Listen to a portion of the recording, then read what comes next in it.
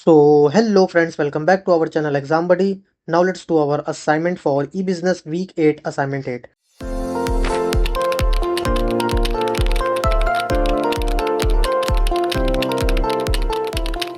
So the first question is, which automatic identification technology requires a direct line of sight between the reader and the labeled object? So these are the option, and the answer for our first question is A, barcode. And now let's go to our question number 2.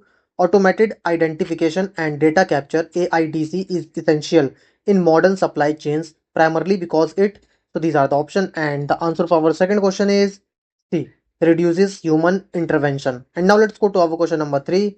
In a typical RFID setup, which component is responsible for filtering, processing, and routing data to backend enterprise systems? So these are the option, and the answer for our third question is C, RFID middleware. And now let's go to our question number 4.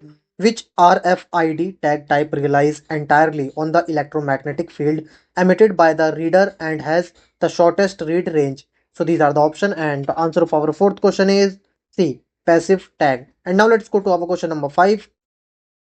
Which component in the EPC global network maps an EPC to a network address containing product information? So these are the option, and the answer of our fifth question is C, discovery services. And now let's go to our question number 6.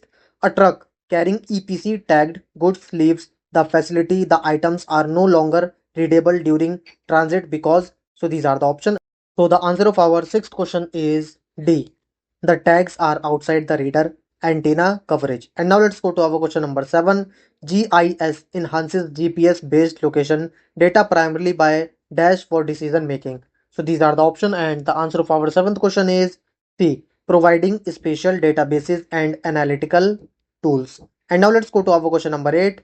In the vehicle routing problem VRP, the planner must determine, so these are the option, and the answer of our eighth question is C, the optimal set of routes connecting all customers. And now let's go to our question number 9. Within an IoT ecosystem, a sensor node is best described as, so these are the option, and the answer of our ninth question is C, a unit containing sensors, processors, memory, transceiver, and power supply. And now let's go to our question number 10. In supply chain traceability, tracking refers to, so these are the option, and the answer of our 10th question is B, knowing the current and forward movement status of items. Now submit your answer.